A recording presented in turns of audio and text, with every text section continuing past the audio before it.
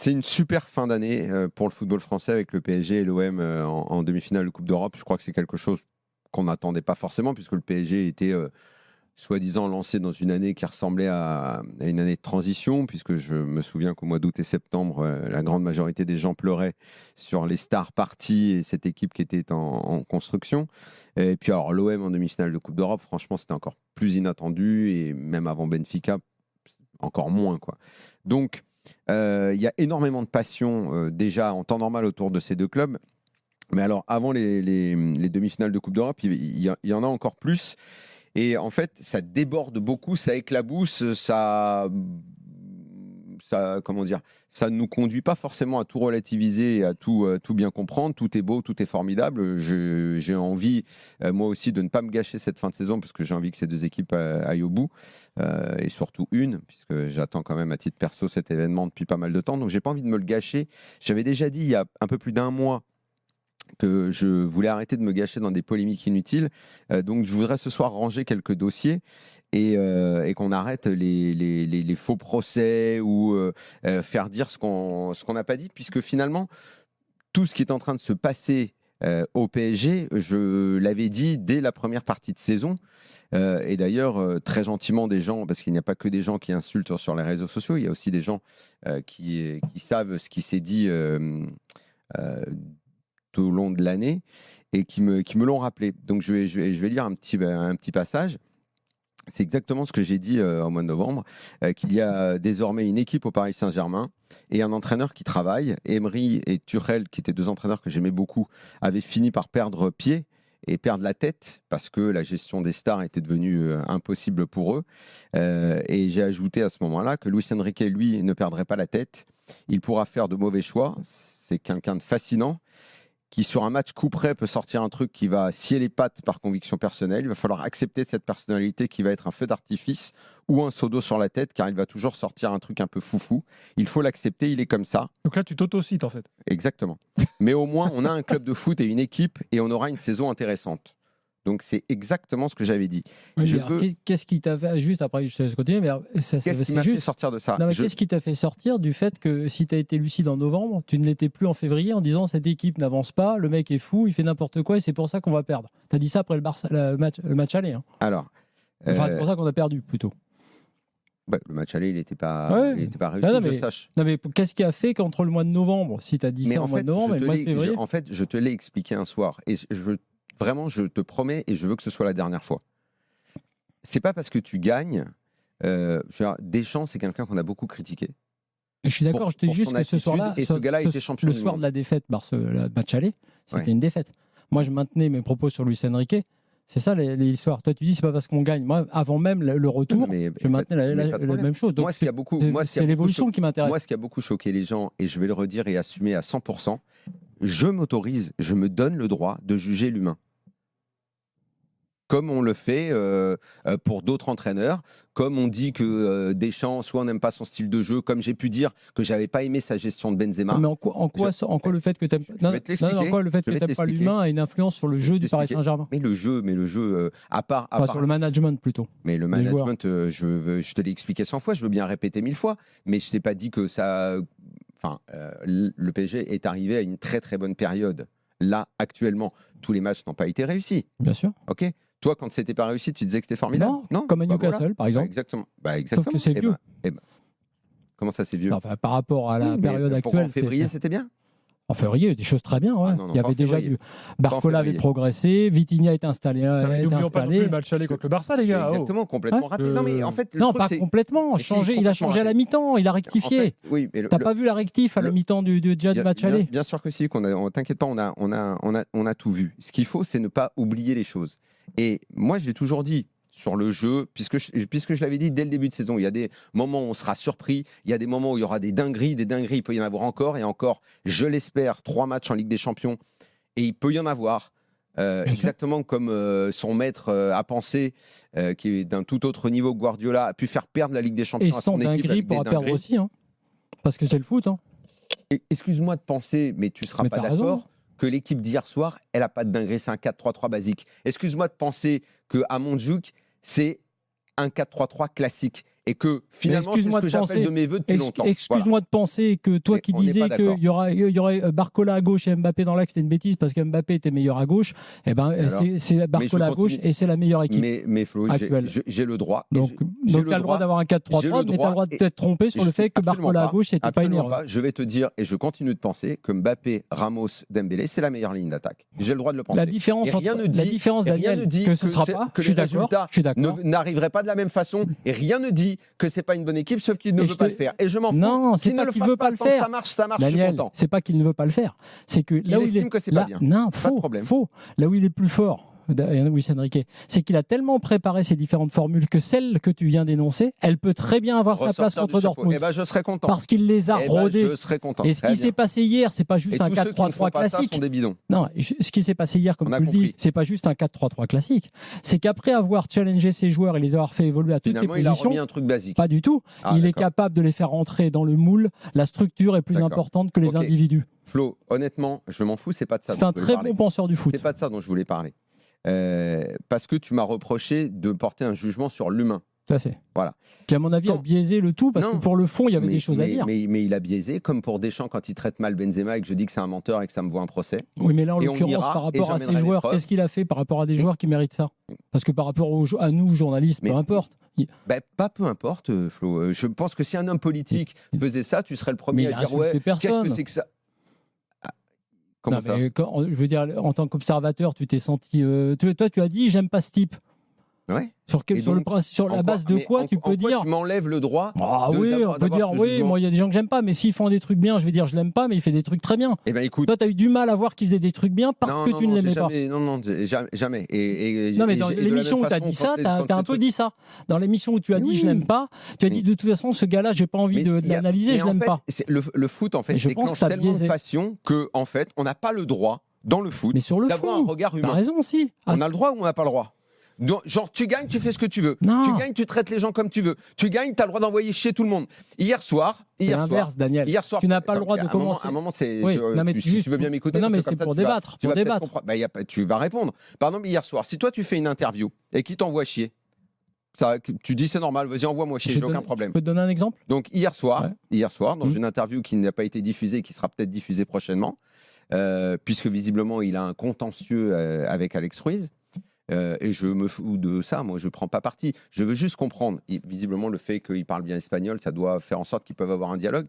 Il l'a traité comme une énorme merde. En lui disant qu'il avait noté que dans le jeu... T'as vu du jeu en attaque rapide hier soir ou pas, toi ? Oui, j'ai vu tout. J'ai vu de l'attaque placée, de la transition. Mais t'as vu aussi de la transition, notamment un très beau quatrième but. Bien sûr. Voilà. Il l'a envoyé chier en disant que son équipe ne jouait jamais en transition en attaque rapide et que c'était rien comprendre au foot que d'avoir vu ça. Juste parce qu'il veut pas. Mais en fait, voilà, c'est tout. On va évacuer ça. C'est exactement. On revient à la com. Je n'ai parlé que de ça. Non. Sauf que tout le monde m'emmerde avec ça. Tout le monde n'as pas parlé que de ça. J'ai parlé de toutes ces dingueries que tout le monde a vues. Tactique. Tu as parlé choix de joueurs. Tu as parlé non-progression. Et on n'a pas le droit. Ça n'est pas le cas. Non, sauf que tu dis tu n'as parlé que de ça. Ça n'est pas vrai. Tu n'as pas parlé que de communication. Là, ce terrain sur lequel on était en partie d'accord et on peut être d'accord sur la com. Sur la com. En partie. Parce que j'estime, Daniel, qu'il a agité un chiffon rouge, que toi tu t'es précipité dessus pour protéger son groupe qui avait des faiblesses. Voilà. Vieille tactique de communicant. Et on est obligé d'aimer ça ? Non, mais bon, on est obligé d'être naïf et de foncer comme un taureau dans un chiffon rouge. Et d'autres et tout. Est-ce qu'on est obligé d'aimer ça ? J'aimerais que tu on a le droit de le dire. Tout le monde m'emmerde avec ça. Tu as le droit de dire ce que tu veux. Moi, laissons finir la démonstration et après on installe le débat. Quand hier il va poser la question qu'il a envoyée, il dit non, vous n'avez rien compris, vous ne comprenez. Tout à l'heure, tu vas nous parler de Pierre Sage. Alors peut-être que je fais la fine bouche, parce que de toute façon, la saison du PSG est tellement belle, parce que je la trouve belle, puisque j'avais même annoncé qu'elle serait belle, que le PSG perdrait pas contre des équipes moins fortes, que le PSG nous ferait découvrir des joueurs. Vous ne voyez quand même pas gagner et aller aussi loin en Ligue des Champions. Après avoir dit que le groupe de Ligue des Champions était ultra faible, et alors qu'on a deux demi-finalistes. Ah si, on a dit qu'il s'en était sorti miraculeusement. C'était la plus dure de la phase de poule. J'ai dit que c'était la plus dure de la phase de poule. Sauf qu'il faut être un petit peu lucide et relativiser. Enfin, merde, le parcours, il est formidable, on est très content de ça. Mais n'oublie pas que le match retour contre Newcastle, c'est un penalty plus qu'arraché à la dernière seconde qui te permet de te qualifier, sinon tu es bien dans la merde quand même. Donc il ne faut pas non plus tirer des feux d'artifice dans tous les sens. Ce qui est formidable, c'est de le faire justement avec une équipe qui est pas la meilleure du monde, Daniel. C'est ça qui est beau cette saison. Mais je n'ai fait qu'annoncer en août que cette équipe, pendant que tout le monde ne faisait que pleurer sur le départ de Verratti, de Neymar, de Messi, je disais cette équipe elle sera formidable. On aura un bel état d'esprit. Et à un moment, j'ai mis un stop parce que je n'aime pas les gens qui, sous prétexte qu'ils gagnent, traitent les gens comme de la merde. J'aime pas ça. Est-ce que tu m'autorises humainement à ne pas aimer quelqu'un? Oui, sauf que une fois qu'on l'aura dit, on pourra passer à autre chose. On pourra se réjouir des résultats du PSG. Non, mais je passerai à autre chose. Et toi, tu passeras pas à autre chose si t'as pas envie. Mais je vais terminer avec l'interview d'hier, parce que quand il l'envoie chier en lui disant derrière, non, tu comprends rien, toi et tes consultants, donc des anciens joueurs, vous comprenez rien, il n'y a pas de transition chez nous, on contrôle tout, on ne fait que du jeu de possession. Et qu'il l'envoie chier, et qu'il lui dit, mais vous avez tout aimé du match? Et qu'il lui répond, toi, t'aimes toute ta femme? Voilà, moi, j'aime pas les mecs qui parlent comme ça. J'aime pas ça. J'espère que cette interview sera diffusée. Voilà. Pour l'instant, on state. Voilà. Moi, j'aime pas ces le diffuseur qu'il a dans la poche, en l'occurrence. Voilà. Bon. J'aime pas ces trucs-là. J'aime pas qu'on parle comme ça aux gens. Moi, j'aime pas quand tu dis trop de gros mots. Là, tu en as fait 4 d'affilée. Le succès ne doit pas tout autoriser. Voilà, c'est tout. Je n'ai juste dit que ça. Pour le reste, il y a des choses que j'ai beaucoup aimées. Il y a des choses, notamment la construction collective, et quelque chose qu'on n'a pas du tout évoqué, dont le PSG avait vraiment besoin, et ça n'a probablement jamais été dit, c'est le psy qui travaille avec lui. Le psy est formidable. Parce que mentalement, même si, attention, j'ai vu des trucs, les mentalités de guerrier et tout, quand tu avais éliminé le Bayern en 2021, on disait la même chose. C'est déjà arrivé. Mais rarement, tellement rarement, que je suis absolument d'accord pour que ce soit une réjouissance collective. Et moi, à partir de maintenant, et après je vais parler de ton chouchou, parce que comme c'est également le chouchou de mon fils, comme ça on va également ranger ce dossier une bonne fois pour toutes et arrêter les délires que j'entends sur le génie. Sur le génie du PSG. Parce que c'est la photo qui t'a pas plu. Bah non, c'est génial. Tu vois, si on gagne la Ligue des Champions, je me fais cette coupe, tiens, si tu veux. Tu l'as vu la photo sur les réseaux? La photo de Daniel avec la coupe de Daniel avec la coupe de Barcola. Parce qu'évidemment, moi, tu sais, j'aime pas m'emballer. Moi, je suis le mec qui a jamais comparé Ben Arfa à Messi, qui a jamais pensé qu'Entep ferait carrière en équipe de France, qui a lutté contre ceux qui disaient que Serge Aurier était le meilleur arrière droit d'Europe, que Yann M'Vila serait un grand joueur de Ligue des Champions, qui ont jamais appelé Imbula phénoménaux, qui ont jamais, à part au début quand il est arrivé, se sont pas mis à genoux Verratti, mais qui ont compris la supercherie que ça deviendrait. Pareil pour Neymar. Donc fin de l'histoire. C'est pas un crack à mes yeux. J'ai le droit de le penser. Ça n'est pas un crack à mes yeux. Je le pense. Basta. Pour moi, un crack en haut à droite, en haut à gauche. On parle de Barcola, là, voilà. évidemment. En haut à droite, en haut à gauche, les cracks sur ces dernières années, j'ai fait une petite liste. Foden en est un, Mbappé en est un, Mahrez en a été un, Sadio Mané en a été un, Salah, Rashford, Bernardo Silva. C'est juste que tu as dit qu'il n'avait pas le niveau Ligue des Champions. Vinicius en était un, Yamal en est un actuellement. Tu te souviens de joueurs qui s'appelaient genre Chiesa, qui a un peu disparu, Leroy Sané à un moment, Sterling qui a commencé en étant un tout droit, qui s'est amélioré, Doku qui est en train de progresser, mais qui, à mes yeux, n'est toujours pas un crack. Serge Gnabry, qui a gagné la Ligue des Champions avec le Bayern en 2020 en étant un fou furieux. Kvaratskhelia, le mec de Naples, l'année dernière, l'Europe entière le voulait. Cette année, un petit peu de côté. Sancho, l'Europe entière le voulait. On l'a oublié, il revient un peu. Le PSG va le retrouver avec Dortmund. Adeyemi, pareil à Dortmund. Joao Félix, 120 millions. On ne sait plus trop où il est maintenant. Rafinha du Barça. Des joueurs de côté comme ça, il y en a plein. À mes yeux, c'est très bien ce qu'il est en train de faire. Hier, c'est bien. Maintenant, il lui faut un contexte favorable. Et je le répète, à mes yeux, ça n'est pas un crack. Voilà. J'ai le droit de le penser, ou il faut se faire insulter du matin au soir parce qu'on a un avis aujourd'hui. Parce qu'aujourd'hui, c'est ça. Aujourd'hui, c'est le joueur du Barça hier qui est menacé de mort en Espagne parce qu'il ne fait pas un bon match et tout ça. Moi, je ne sais pas jusqu'où ça va aller. Des menaces comme ça, je peux en recevoir. Juste parce que je dis que Barcola n'est pas un crack ou c'est un agneau qui doit progresser. On en arrive à ce genre d'extrémité maintenant? Bon, espérons que non. Dans un instant, on continue le débat. J'espère bien que non, mais tu crois qu'il se passe quoi en fait sur les réseaux, Gilbert?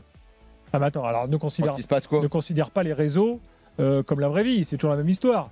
Moi, hier soir, j'ai émis l'avis que j'aurais aimé voir Mbappé jouer. Je me fais insulter depuis comme quasiment jamais. Donc on est dans un délire. C'est pour ça que j'ai commencé en disant qu'il y a un climat. Attends, je termine. Il y a un climat de passion. Et je ne veux plus rien gâcher. Oui, bien sûr. Maintenant, on y va tout droit. L'OM et le PSG ont 3 matchs à jouer que j'espère parmi les plus beaux de leur histoire. Maintenant, on va ranger ça parce que je n'enlève aucun aucune virgule à tout ce que j'ai dit depuis le début de la saison. Simple fait de dire, j'ai dit que tout allait arriver, la manière dont ça s'est passé, je l'avais déclaré au mois d'août et c'est exactement ce qui s'est passé. C'est novembre. Ouais, novembre, pardon. C'est pas tout à fait vrai. C'est que je viens de te le dire. Ouais, t'as lu ce passage-là, mais entre les deux, il y a eu une forte évolution qui t'a fait dire que il se trompait et que aucun coach ne faisait ce qu'il faisait, ce qui est pas vrai. C'est pas vrai. Ce qui est pas vrai. Les autres coachs qui sortent les joueurs et qui te font tourner, Klopp l'a fait. Oui, Guardiola il sort De Bruyne à Haaland. Il joue avec un système. Non mais attends. Guardiola. Attends, c'est bon parce que moi j'ai écouté. Donc le côté non, mais le côté Géo trouve tout, entre-temps, on va dire, après novembre, tu as dit, ça ne sert à rien.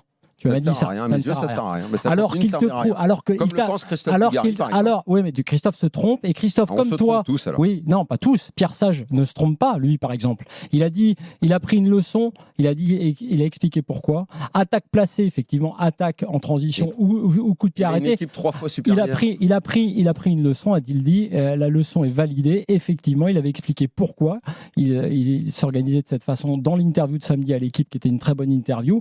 Et il a dit, voilà, ce que j'avais expliqué dans l'interview, c'est passé. Les différents changements qu'il fait, Géo trouve tout, comme tu le dis. Non, c'est pas possible. J'ai attendu 11 minutes 30. Je t'ai pas coupé. Non, mais j'ai pas commencé la phrase que tu as déjà coupée. Donc Géo trouve tout, ça ne sert à rien. Ça, c'était une de tes critiques.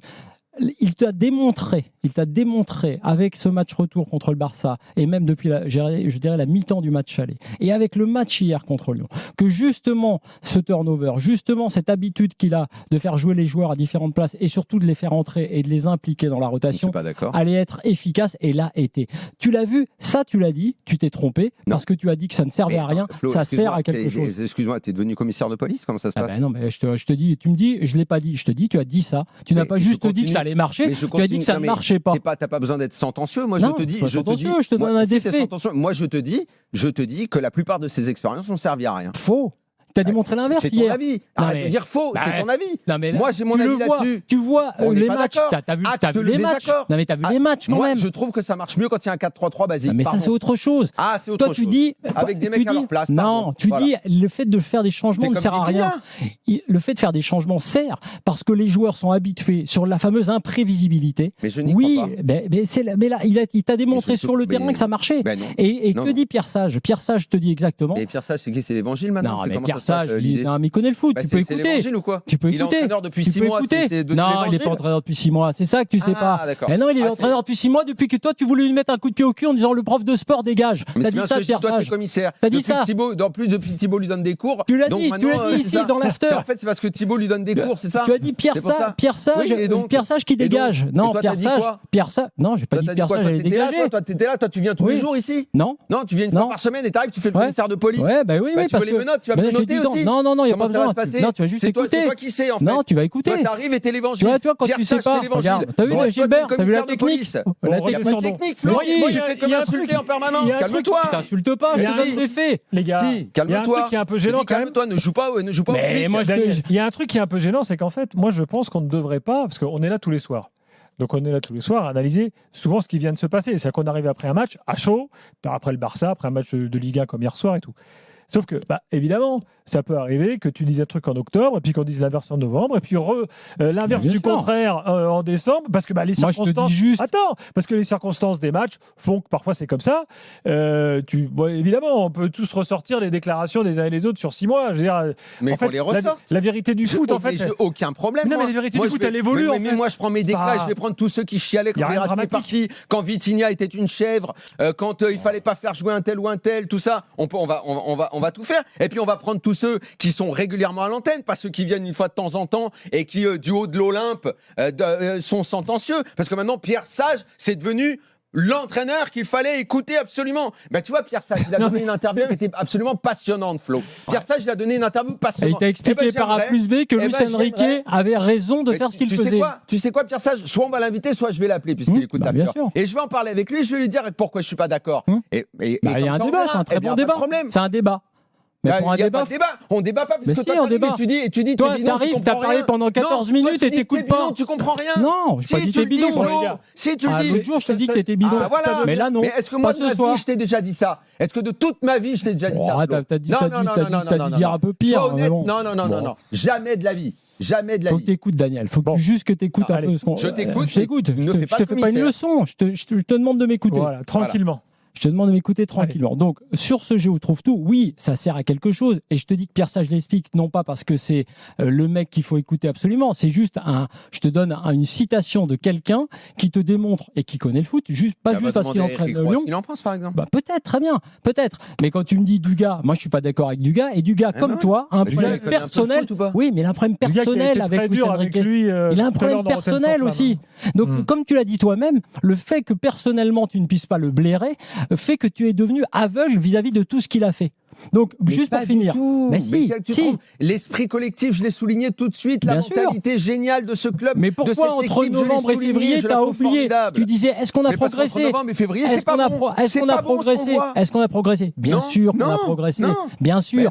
Il a installé Vitinha en 6. Il a mis Barcola à gauche. Il a mis Mbappé dans l'axe, effectivement, pour changer, tout en ayant la possibilité de le remettre à gauche. Donc oui, il a fait progresser l'équipe. Oui, il a mis Barcola. Oui, je ne dis pas que c'est un crack, Barcola. Pareil, on va y revenir. Barcola, depuis le début, je dis juste, quand tout le monde hurlait, je vais faire comme toi, quand tout le monde m'a hurlé dessus cet été, quand on m'a dit, qu'est-ce qu'il vient foutre au PSG où il jouera jamais? Il joue, il devient titulaire. Luis Enrique en fait un très bon joueur et capable de jouer en Ligue des Champions. Toi, tu nous dis, sur son premier match de Ligue des Champions, c'est bon, il est gentil, Bambi, c'est un agneau, il peut pas jouer la Ligue des Champions. Si, il peut jouer la Ligue des Champions. Je te dis pas pour autant que c'est Messi. Qu'est-ce que ça veut dire, ça? Ça, c'est de l'exagération. C'est pas un crack. Mais tout le monde peut la jouer. Tu te rends compte qu'ils ont pris un joueur, vous lui avez craché dessus, alors que c'est un mec qui est en train de vous faire la démonstration. C'est incroyable. Tu sais, la vérité. C'est pour ça que je me suis focalisé sur Bambi. Toi qui es quelqu'un d'intelligent et qui aime les nuances et comprendre. En quoi Agneau et Bambi, c'était une insulte? C'est pas une insulte. Je dis juste que c'était méprisant à l'époque. Ah bon? Ouais, j'ai trouvé que la façon dont tu l'as dit, tu étais au parc, je l'ai écouté, je vous ai écouté en direct. Tu étais au parc, la façon dont tu as parlé de lui ce soir-là, c'était méprisant. Et donc donc tu l'as jamais fait sur les joueurs, toi? Non, mais peut-être, mais je te parle de Luis Enrique qui est méprisant avec les journalistes. Et toi, tu es méprisant avec les joueurs. Je veux dire, là, Barcola, ce jeune gamin. Jamais rien, alors. Non, mais un jeune gamin. Jamais rien, alors. Alors, tu sais quoi? On va fermer la boutique parce qu'on dira plus jamais rien. On critiquera plus jamais un joueur. Plus jamais. Tu t'es mis dans ce camp-là, toi. Toi, tu t'es mis dans le camp de ceux qui voulaient plus jamais rien dire. Non. Allez, on va repartir sur de bonnes bases dans un instant. C'est moi qui reprends la main. Il est 22h36. Monaco-Lille. Tirer les pompes à tout le monde. Dans quelques instants. J'ai pas fini. Puisque Daniel a tout rangé. Donc, t'as rangé tes dossiers, c'est bon là.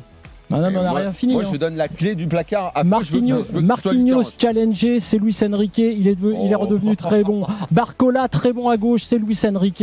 Vitinha aussi, c'est Luis Enrique. Le turnover qui implique tous les joueurs, c'est Luis Enrique. Tu l'aimes pas. C'est peut-être ton erreur. C'est ton erreur. Tu t'es laissé aveugler par un problème personnel. Je ne sais pas lequel. Je ne sais pas pourquoi le mec est sorti par les yeux. J'ai simplement le droit d'avoir un avis humain. Allez. Monaco-Lille on maintenant. peut ou pas? T'en as, toi, sur les hommes politiques, sur les stars, tu donnes des jugements. J'essaie de regarder vraiment. Mais sur le foot, on n'a rien le droit. Le foot, on peut pas. Sur l'aspect humain, c'est pas important. Le fond.